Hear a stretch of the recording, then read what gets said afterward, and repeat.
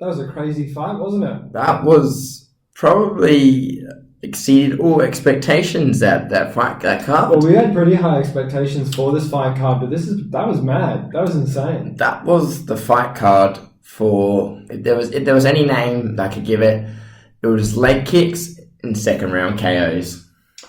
Oh, and submissions. And submissions, yeah. That was mad. Yeah, all right, Izzy. Well, let's just tell the fans what we did. We just got back from watching UFC 253. Yeah, we watched at the pub. We enjoy watching the pub. You get a bit of pub grub, some good burgers. You got a palmy, good food. Managed to get a good spot. It was the second venue because we went to a different venue. It was stacked. It was already 2 hours before the main event. Yeah, I was surprised. It was mad. And then we went to a different pub, and fuck yeah, that was good. Adesanya, incredible fight. He knocked out Paulo Costa in the second round. I wasn't expecting that. I was expecting Izzy to win by decision. I expected Costa to be so durable because of his fight with Romero. He took so many shots from Romero. I thought it was interesting that Costa, and we knew he's fought 2 out of the top 15 fighters, but he's been fast tracked to a title fight. We knew he'd never been in a 5-round fight ever, so we did question his cardio. It looked like he came out on the first round. He was kind of biding his time. He was taunting him. He was taunting him, but he was looking after his gas tank as well. He wasn't doing a whole lot. No. He was even just... A lot of the times he was just trying to show that Adesanya's attacks were weak, really. Every time he hit him or kicked him, he would just like pretend to stumble or stick his hands behind his back, or he was like trying to point to him, yeah, let's go here, let's go here. It was just... I was like, man, what are you doing? I thought he was going to charge at him. That's what I thought, but he didn't. And it kind of just showed that Adesanya, he went out there, he had a goal in mind. He didn't care about anything else. He didn't care about, the intro or the music, or didn't give a shit about putting on like a, showcase.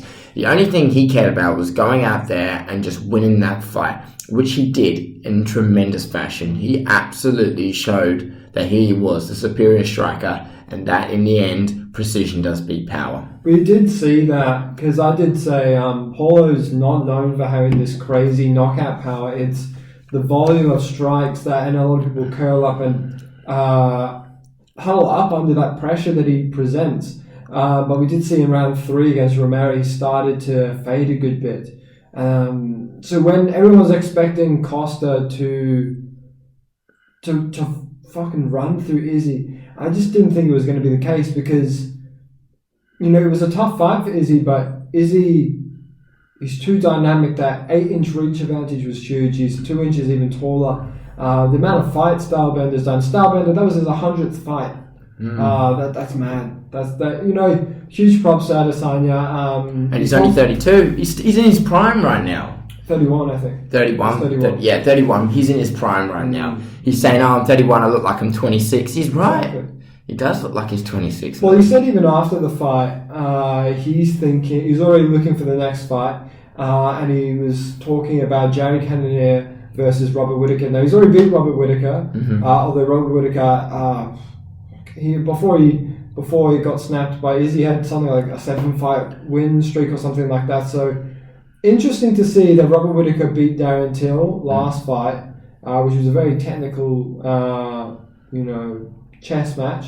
But now Robert Whittaker is going to fight Jared Cannonier soon. I think it's this year, actually. I'll have to double check. He's fighting on the he's fighting on the Justin Gaethje versus Khabib. The UFC 254 one. That's right. Yeah. Well, that's going to be a good fight. But the thing is, all props to Jared Cannonier, but if he beats Robert Whittaker, which we're going to talk about in a minute, and then he goes on to fight Izzy, I don't think he's anywhere near Izzy's level. No. I think if Izzy's just going to be, it might be an easy fight for Jared, and then he clears out the division. What did I say that in the car? I said everyone is going to jump back on Stylebender's dick now.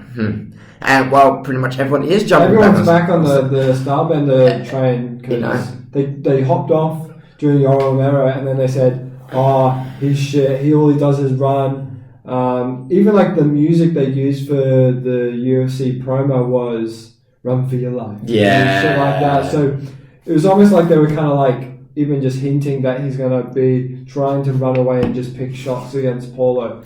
But he fucked up Paulo. He fucked up his front leg. He fucked up his face. It looked like Paulo had already got some cupping done on his calves beforehand. Probably because he knew he was going to get fucked up in his calf. Those calf kicks are huge in MMA. And it wasn't just one kind of kick. He took 20 in the first round. 20, and he was using a huge amount of a variety of kicks. He was going for the inside left kick. Then he was going on the outside. Then he would stomp on the knee. He would do all kinds of different techniques. Just to batter his knee. You could see the different marks on his leg, and then it probably made it quite difficult for him to load up and kind of like close that distance with his front leg. So, and then in the second round, boom, catches him just above the ear. That was one hell of a kick, and it stumbled him, and then he knocked him down, and then he just batted. Was that punch that really wobbled him though? Yeah, it was a knock to. I think it was a left hook to the temple. I think it was at the very back. So so just above his ear and maybe a tiny bit back. Yeah. Perfectly legal, with that soft spot there. Yeah, he got him. He clipped him hard. Yeah. And not even that, but once the whole fight, we got, in terms of attempted strikes, he had Israel Adesanya had 84. Mm-hmm. Paulo Costa only had 26. 55 of those strikes. Which is funny because Costa is known to have like more of a high... Yeah. He had a higher output rate, statistically speaking, again, before the fight against Adesanya. He had a much higher striking differential than Adesanya, but, we had picked Izzy for winning because, Costa had only fought 2 of the top 15. Yeah. Do I think he can definitely hang in the top 5? Absolutely. Absolutely. Right? But... I just didn't think he was on his level. Also, just because of the reach advantage. Yes. Izzy's on enough. He has so much experience in the cage, in the octagon. But what I was possibly thinking was the wild card was if Paulo Costa started to go back to his old grappling ways. Mm-hmm. But he never. Although, if you're going to do that for 5 rounds, be prepared because that's going to gas him even quicker than normal striking. Yeah. Well, what I got to say is we can't count Costa out just yet. Hell no. Because Do you know who called out Costa? Yeah. Derek Brunson. Ooh. Straight afterwards, Derek Brunson said, Costa, you down to fight again? Okay. Yeah. Oh, that'd be great. That'd be great. What I'm going to say is, let's just talk about Costa for a second. When he lost on The Ultimate Fighter, Brazil, and then after that, he just turned into an absolute machine. He was constantly in the gym. He was first man in, last man out. He was always putting in the work. Even all the coaches were surprised by how much his work ethic, surprised by his work ethic.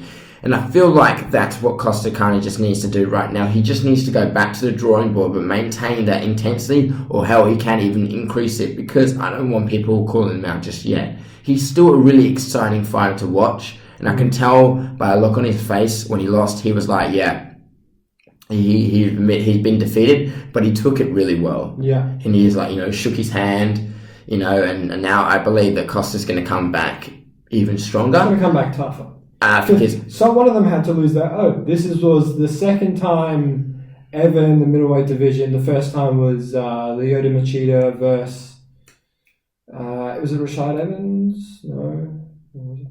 Anyway, this is the second time. I've got to remember. I've got to fact check myself, but this is the second time there's been a championship fight in the middleweight division where both people have been undefeated. Mm-hmm. That's correct. Yes. So, is he still undefeated? He's never grabbed an L. Well, he's now 4 fights away. He's now on a 9-fight winning streak.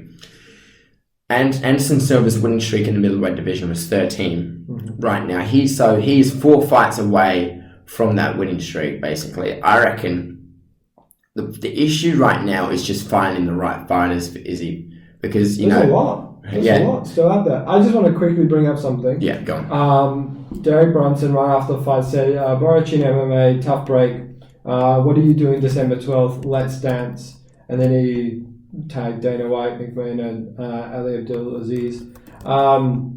He also said, I'll make it very clear I've made rocky mistakes that cost me big fights. I'm here to reach my max. I had all intentions of asking for the loser of of the title fight.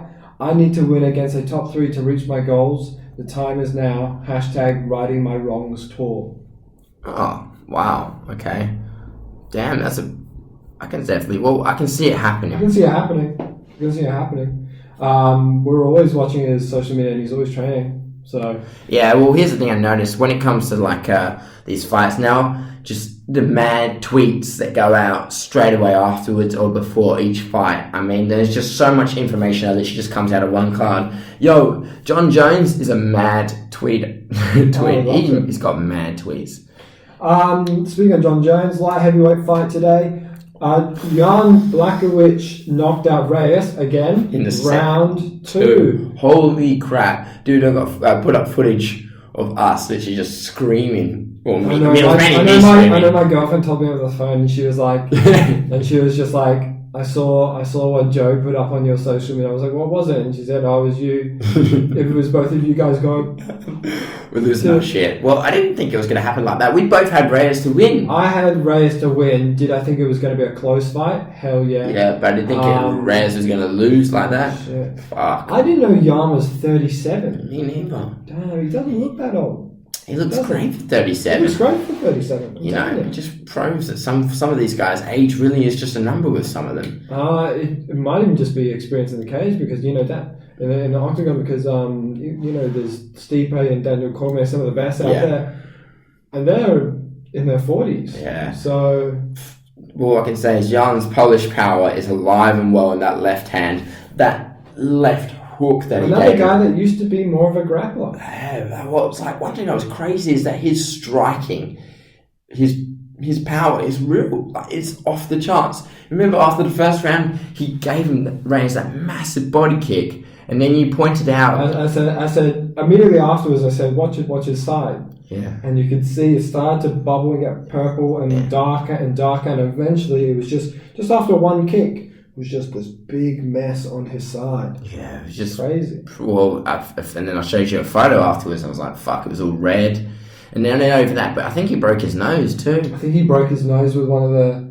That straight right. And then he hit him with a straight right. Then Reyes was carrying, then he was trying to get back into the corner. And then Jan just came out with a flow of punches. I think it was a left hook. Yeah, then it was a left hook that knocked him down. No, the left hook. Left hook knocked out Luke Rockhold. There you go, that left hand of Jan's. And you just saw him wobble. And, you know, it seemed like he was conscious, but just didn't have... It just wasn't there. His legs gave out and he was just... You know, it happens to all of them. Dominic Reyes, 12-1.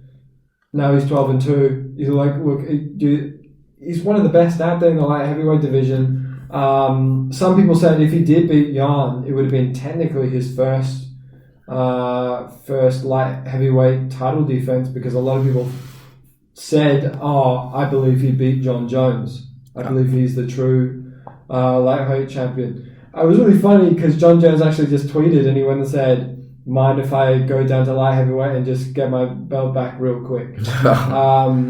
Oh god, that's the thing though. Jan, he never fought, so. Jan looks huge for light heavyweight. He looks like massive. He looks like a heavyweight like Francis Ngannou. He has a similar body like that. He was real. We were saying that right at the front. He looks like a big dude. But the other thing I've got to point out is we weren't really expecting Reyes to go down that way. But now that the light heavyweight division has a new champion, what potentially could be next is that Thiago Santos was the last person to beat Jan. Now we know Jan is fighting. Sorry, now we know Thiago Santos is fighting Glover Teixeira. When is that? It's coming up. It got rescheduled. I think it might be in November. Yeah. So if Santos beats, because they got coronavirus. There you go. If Santos beats Teixeira, then that could be the first title defense for Jan. That would be a huge fight because Santos versus Jones was a very close fight as well. Arguably could have been a more incredible fight if Santos didn't damage his knee. Yeah. In the earlier portion of the fight and still fought on smashing Jones with those leg kicks. I'd love to see that fight. I'm really excited. And Glover Teixeira is no slouch as well. He's coming off a win against Anthony Smith. Actually, I want to bring up something with Anthony Smith. Johnny Walker, we know that he won last week, and he actually called out Anthony Smith. Anthony Smith just lost, and Anthony Smith fired back and he said, "I'll beat the fuck out of you." Oof. Yeah, so it's interesting to see that. Johnny Walker got handed his loss against, was it Corey Anderson? Corey Anderson's not in the UFC anymore, but interesting. It is an interesting time in the light heavyweight division. Yeah, well, it's alive and well. That's all I can say, because we got the rise of Alexander Rakic as well. Keep eyes on him, because Jan, now that he's the champion, he's got a long road ahead of him if he wants to stay champion. Because below him, he's got Thiago, he's got Rakic, he's got he's got Anthony Smith. Hell, maybe if Johnny Walker rises up again. I'm just saying, I mean, light heavyweight, that division does not fuck around. No. Jan now is at the top of the hill, and now he's got to fight the wolves at his door. That's all I can say, really, for him. There's another one I want to bring up, and it's Kai Kara-France, who's Izzy's teammate. He unfortunately lost again, round 2. This seems to be a day for round 2 shit. Yeah. But he got finished via submission by Brandon Royval, and that was by guillotine. So they were having a competitive fight, very competitive, a really fun round 1. Yeah, right off the bat, they came out swinging. I must say, a lot of people were saying that Kai's stance was a bit basic in that, but I thought he did very well. Just Brandon Royval, he's something to watch. He's got very unorthodox striking. Yeah. He changes stances, but he also, he'll kick to your leg, hit over the top, and then kick the leg again, and he does a lot of unorthodox stuff that people don't. He does a lot of feints. He does a huge amount of feints, and he said he comes out of he's a brawler. Yeah. That's how he was more introduced. So I would like to look a little bit more into his background, but he actually said, I don't want to ask for a top 5 fight, even though he does deserve one. Because he said, I've got a lot of things to work on. I think a lot of people just mentioned he's got something to work on defensively. I think he's very humble. I think he's very humble, and he did really well. I think he's also got one of the coolest names in all of what is it? Raw Dog. I did say. Well, because he does have a lot of things. It's probably Darren Till's favourite fighter now. Yeah. What I was going to say was #Raw Dog. Yeah. What I was going to say is he does have a lot of things to work on, but it's good for him now because he's young. He's only 28. Oh, something I want to bring up: Conor McGregor versus Manny Pacquio. Now, it was more a bit of speculation. Conor even said out, I'm fighting Manny. We're under the same kind of management kind of promotion thing. Manny confirmed today, his people confirmed that they are actually in talks with Conor McGregor, but it hasn't been set. It hasn't been set. It hasn't been set, and they did say Middle East. It looks like Middle East 2021, and that the money that is raised will go to people in the Philippines and things like that. That's crazy good. I agree with this. I mean, I think it'll be great. Well, not even that, but people, we gotta keep an eye on boxing for a moment. All the legends are coming back. We got Mike Tyson versus Roy Jones Jr. All of a sudden, we got Nate Robinson, he's not great, but we got Nate Robinson versus Jake Paul. Yeah, but those aren't legends. They're legends. But what I'm trying to say those are money fights. Right, money fights. We got a lot of money fights coming up and legends as well. They're bringing a lot of casuals to the boxing and a lot of old school boxing fans. We got Roy Jones versus Mike Tyson. Then we're going to all of a sudden have Logan Paul versus Floyd Mayweather, which I still can't. If that actually gets paid off, if we actually get his contract signed, proof of that, I'll be surprised. And then we got all of a sudden Manny Pacquiao versus Conor McGregor. I'm like, what is going on? Who's next? I mean, what legend's going to come back next? Look, I don't know. I really am not too sure. It was strange to see that Conor McGregor, after he beat Donald Cerrone, he leaked his own Instagram messages with Dana saying, I'd like to fight Diego sometime in May or something like that, and Dana went and said, nah. We should lose our license if we promote a fight like that. And a lot of people said, when they said, do you reckon Conor felt bad after watching fucking Diego's fight that year? Diego Sanchez, he was the first UFC fighter I ever watched We love him, by the way. We love his history. He's got a war against Gilbert Menendez. He's had fights against Guido. That was probably two of the biggest. He's a Hall of Famer. He's a UFC legend. Absolutely. 38 years old. I think they were talking about today. He's had an accumulation of 6 hours in the octagon across his fights, which is insane. So he fought Jake Matthews, who is a Victorian. Well, he's an Australian. He comes from Victoria. Fighter, and watched that fight. It was a competitive match, but Diego didn't look the same. And I think a lot of people. I think Ariel Helwani actually said, and I'll bring it up. He went and said, "It's difficult.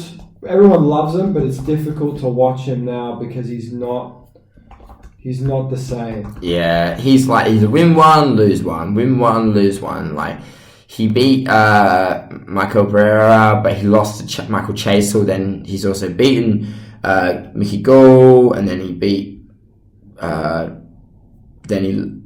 White, and then he lost to Brown. It's just going down back to the rankings. It's like he win one, lose one, win one, lose one. You get what I mean? Yeah. It's not like he can find he hasn't been on a streak for quite some time. So, he's still loved by everyone. He's always going to be remembered for his wars, but I think maybe it's coming to the end of the line for him. It's coming to the end of the line.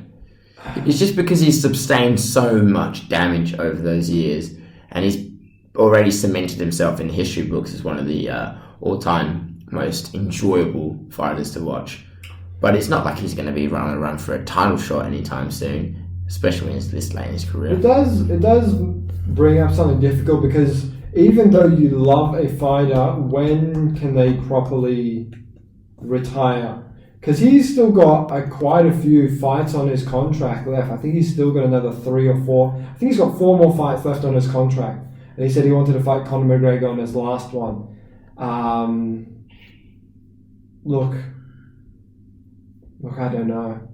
I don't know what's going on with Diego, because he was one of my favorite fighters, but now he's like, I don't know. He's not the same. He's not the same. Yeah. He really isn't the same. He looks slow. Yeah. He doesn't look the same. He took a lot of damage. He was bleeding pretty heavily. And like by the end of that last round, I can tell there's a little bit of a look in his eyes. He's just like, okay. Do you know the Twitter account Mac Malley MMA? No. They always post funny shit, and he went in there. It says Diego Sanchez. I can't land a strike out there, coach. And Fabio, who was his coach, went and said, "Have you tried realigning your chakras?"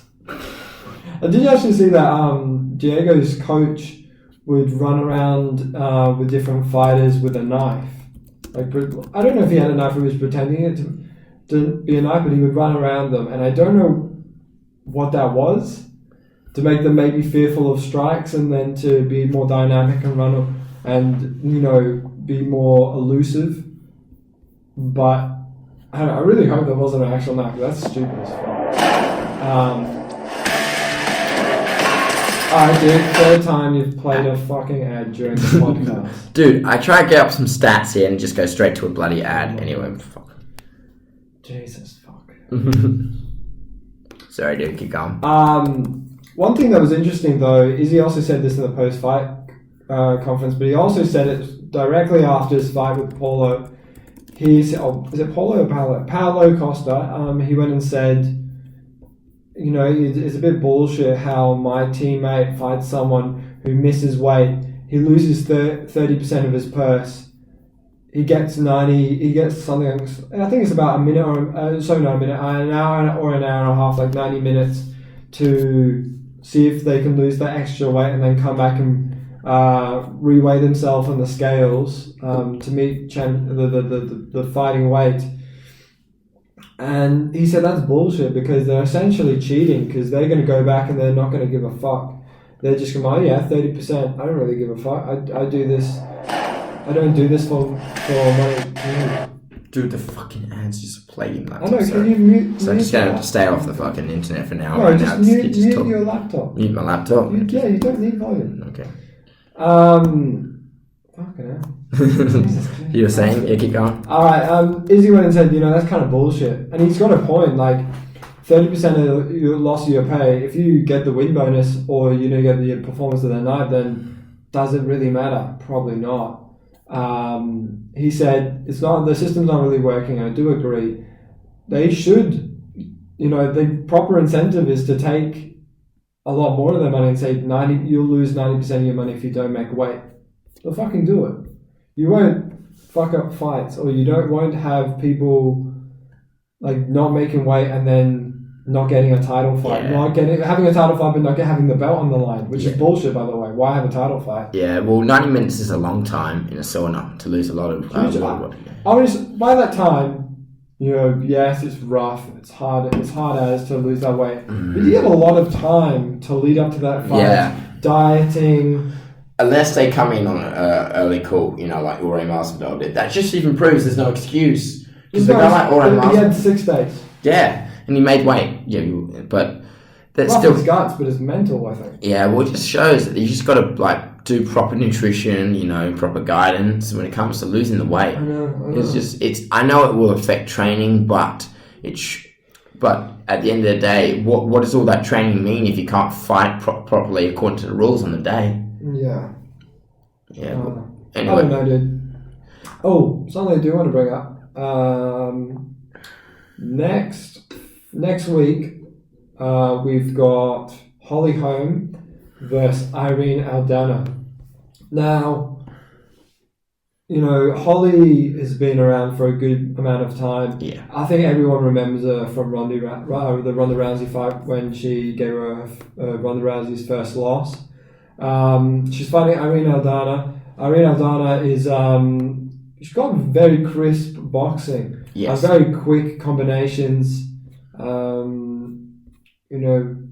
Quite a dynamic striker as well. That's an interesting fight. What were you thinking? That's next week. I think that's the 4th of October. What were you thinking? Mm-hmm.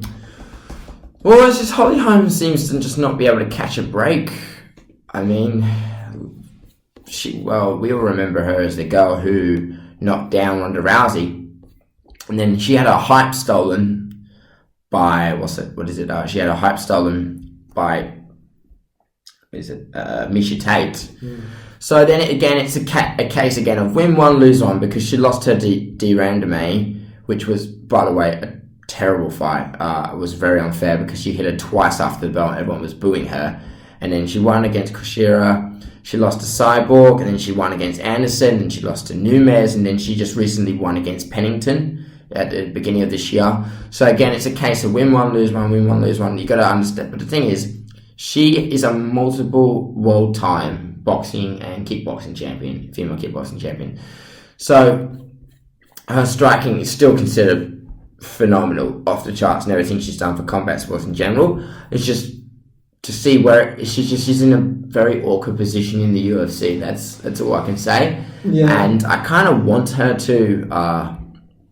I want her to win this one because she's second in the women's bantamweight division, and I don't know, maybe she's the one who takes down the legends. She took down Ronda Rousey, so maybe she might get a rematch with Amanda Nunes and maybe not lose in the first round and maybe try and take it the distance, be a little bit more calculated, and then could potentially be the one probably one of the only people left to at least give Nunes a run for her money. But that's really all I can say. Well, the interesting thing is they both have something in common, and that's that they've both had fairly recent fights with Raquel Pennington. Mm-hmm. Now, Irene Aldana, she lost to Raquel Pennington via split decision, whereas Holly Holm, that was her most recent fight, which she won at UFC 246. Prior to that, she fought Amanda Nunes, and we all know Amanda Nunes, absolute goat. She got KO'd by a head kick and punches up following that. It is an interesting thing to think about. I mean, one thing that does come to mind is we watched Ketlin. I don't know how you say her name. It's Ketlin Vieira. She was fighting Sajara Eubanks today, Mm-hmm. and she did very well against Sajara Eubanks. I think all the cards were 29-28 unanimous decision.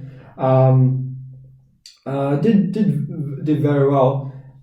Aldana, her last fight was at UFC 245, and she beat Vieira, and she KO'd her in the first round. So very, very interesting things to think about. Obviously, MMA math doesn't fucking work. It really doesn't. Going back and forth, like who beat this person, but this person beat this person. Yeah. It doesn't really work. Personally, I don't know who I sway towards the most. Irene, she's in her prime. She's 32, whereas Holly Holm's been around for. She's around for a good bit.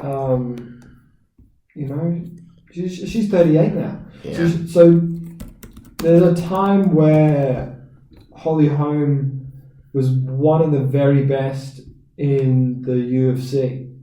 Yeah, well, I can say for a woman of 38, she looks insane.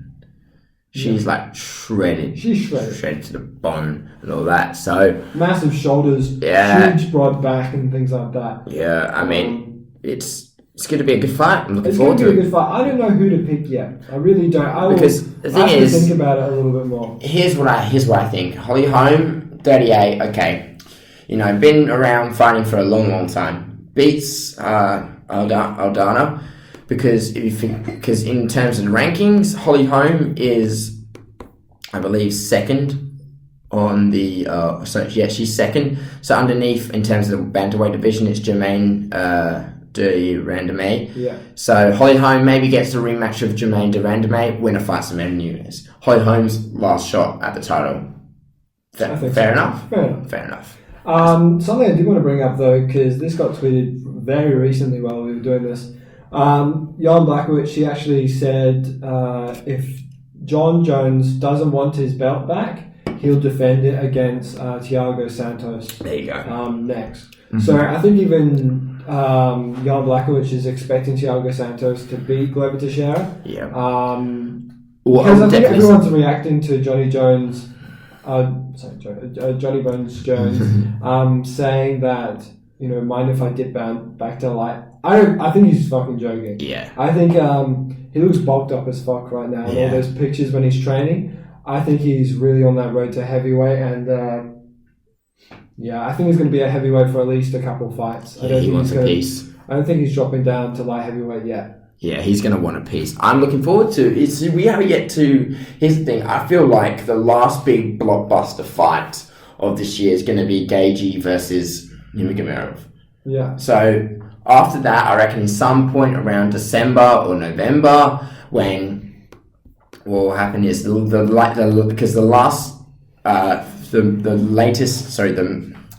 last recorded fight by the UFC is 254 Gaethje versus Khabib, right? Which is 24th of October. I reckon some point in the end of October or early November, Dana White's going to announce 2021's fights. The only issue still right now is coronavirus in terms of travel. It makes it so difficult for you to start organising fights because there's no crowd, and sometimes these big names like Conor McGregor and things like that, sometimes they only really want to. Both parties only really want to fight if there's a crowd.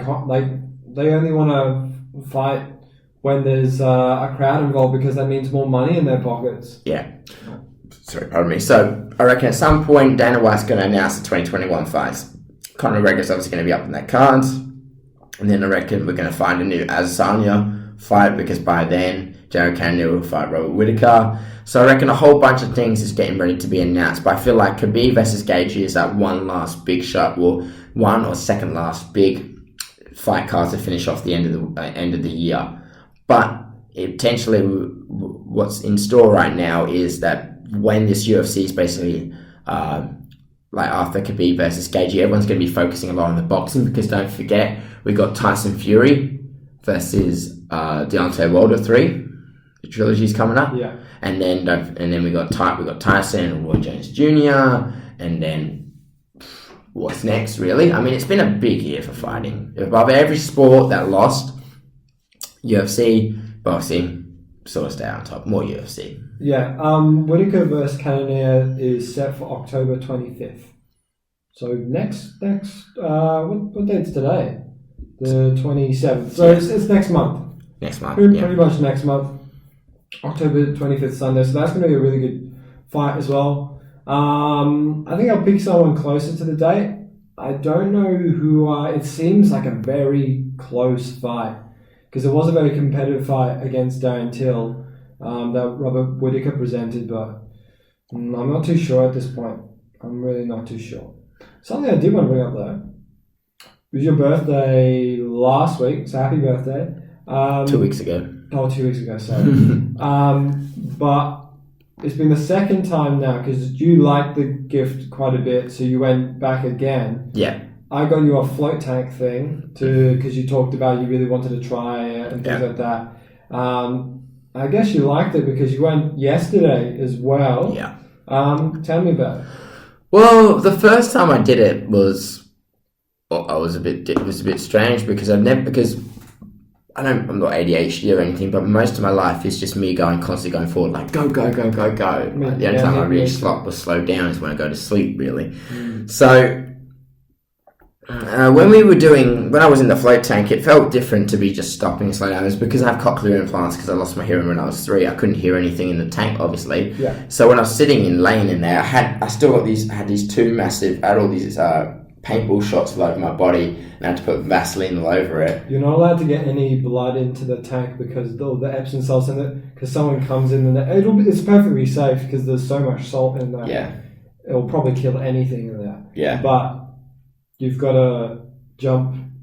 Someone else has got to jump in after you, which is a bit gross to see blood moving around. So my body stung for a good 15 minutes. Fucking stung. Did you get in your eyes? Yeah, I had to get a towel, wipe my eyes. So the first 20 minutes took a while for me to calm down. And then I got into some weird state where it was just me and everything was just so quiet, and I was trying so hard just not to move and let myself just focus on my breathing. And that was the first time. There's always these different colours. It's kind of hard to remember because time goes by really quickly when you're into some sort of state where it's just you and your thoughts alone. So the first time I did it was where all these bright colours were on. I had the headrest and I had a little bit of the tank open. The time I did yesterday was with no lights on whatsoever, the tank completely closed. Again, focusing on breathing. I think it was better for the first time I did it. Well, it was just the effect was different. Like the first time I did it, I came out, it was like that scene from X-Men Origins Wolverine when he gets all that adamantium injected into it. Just coming out of that thing, it was like a massive recovery. I ran back to the gym, hit the bag for a good 30 minutes, and then it was good. I felt great. But when I came out of it yesterday, I was just like, okay, just chill, just done, and just slow, walking around, just being very, very calm. It was a lot more peaceful. It didn't really just sat. I went to mate's house afterwards, just sat on the couch for a little bit, had a talk, but it wasn't like there was anything that was on. There was a lot of things that have been on my mind lately that I don't want to talk about on the podcast. A lot of things that have been happening. But going inside that pod, it kind of just eliminated all those thoughts and just made me just focus on just being there in the moment. Yeah. And I think that's why it was so good, because when you're in the pod, you're not thinking about, I don't know, you got to think about bills. You're not thinking about bills you got to pay, or you got to think about things you got to do. You're just thinking about your breathing and being in the moment and just trying to relax. And that's why I think they're really good. Because I did one originally. I think my family got me to do it because they've been talking about it. And I did it. I didn't get any, because you said you got crazy kind of visions and things like this. Yeah, well, that was the first time. It was weird because it kind of gave me glimpse into the future. Also possible, I don't know. It was a little bit hard to, maybe it was just what I wanted to believe. I mean, maybe it was just I wanted to think of myself. So maybe it gave me a way for me to influence the tank allowed me to sort of influence myself, or allow myself to think about the future or how I want it to look. Yeah. But other than that, it was just that ability to calm down, and I felt like it actually healed me, because I remember it was a time that week I hadn't really slept that much, and it felt like an hour nap or a short nap in that thing, and it healed me up, and it kind of brought me up, sort of recharged me a little bit. That's all I can say. Right. See, with me, I didn't really get a whole lot of visions, but I got clarity, and your sense of time is so off. Sense of time is so strange in a float tank. It's very because they go for an hour. They go on for an hour. They give you a bit of music beforehand. It's like 10 minutes of music. The lights are on. Then it's about 40 minutes. Lights off and music is off. And then you've got 10 minutes, and that's supposed to bring you back out. And then you get out. We got really cool showers with those shit ton of really. I used all the soap. Yeah, me too. All the complimentary soap. All the nice. It smelled so good. I smelled like a fruit garden afterwards. It was brilliant. From my experience, I didn't get. It is almost like a trance state, but it's like clarity and calm, and I think the normal kind of anxiousness or kind of like erraticness of your mind, not erratic nature of your mind is going on. It kind of like dissipates that. It's also really cool just floating in the water. But I have long hair, so I have to put it. I've learned for next time. I have to make sure I put it up in one of those things a bit tighter, because some of it came out in the tank, and I tried to put my hand through it, and the salt had dehydrated my hair so much. It was so thick, I couldn't put my hand through it. It was pretty gross. But like, it was a really interesting experience. It's like a trance, but it's more like very calm. You're not sleeping, but it's like a relaxing trance where it shuts off a lot of your senses. It's shut off if you don't have the light on, you've shut off your visual perception, your visual sensory system. You're in a state of serenity. That's the best way to put it. A bit like that, yeah. You've turned off you can't really smell except for the salt. You can't really hear anything, especially when you close the lid. You can't hear anything. You can't really touch anything.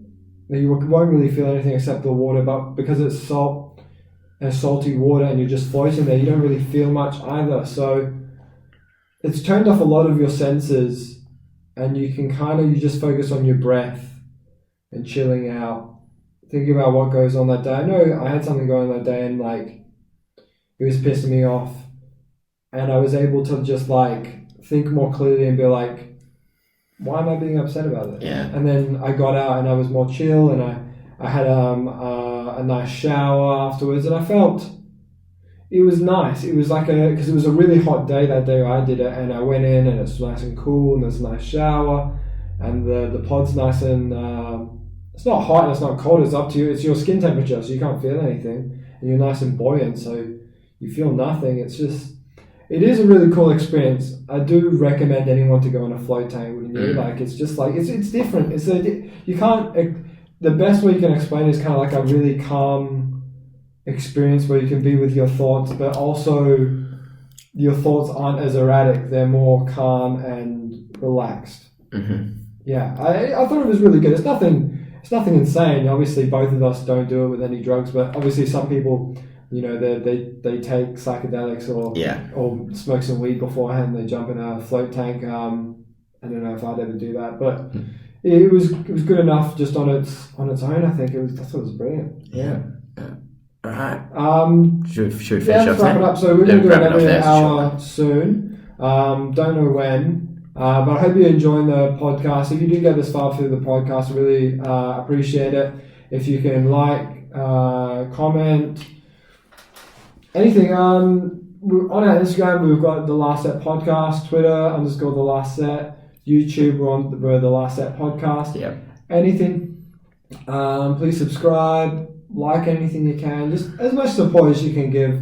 If you do enjoy the podcast and the content we make. Well, we're going to say here right now and Jack, today we've officially done 20 episodes of The Last Set. Yeah. We officially achieved. We set a goal out. We set out a goal just a few months back when we started. Like, how many podcasts would you like to think we could do before the end of the year? I said 20. A good 20. 20 was a healthy goal. We've still got 3 months left to go of the year. So I reckon 20, we've been doing it for 3 months. Yeah, so this is 20 in 3 months. We've got another 3 months to go. I don't know if we'll get 40 done, but I think maybe a good 30. Another 30 or 35. I reckon we can get done pretty easily, because this is the 13th MMA Hour, but the Everyday Hour would be our number 8 coming up. Yes. So we've done almost double in MMA hours. So if we increased a little bit on the everyday hours and the everyday content. Yeah, well, it's just the thing is there's a lot we pick and choose the content we want to talk about, and there's a lot of MMA content that comes out on the day, but there's so much content that comes out in what's going on in the real world. Some of it just doesn't really bother me much anymore. You know what I mean? I feel like we just need to start having guests on here. We're gonna have more guests once we get more equipment and things like that. That'd be really fun. Want to get couches and shit like that. Yeah. Well, we're on our way. We're on our way. Yeah. All right, thanks guys for so much for listening, watching the YouTube videos, the Instagram clips I make and things like that. You know, yeah, it's all really appreciated. Thanks guys. Take care. All the best. Thanks guys.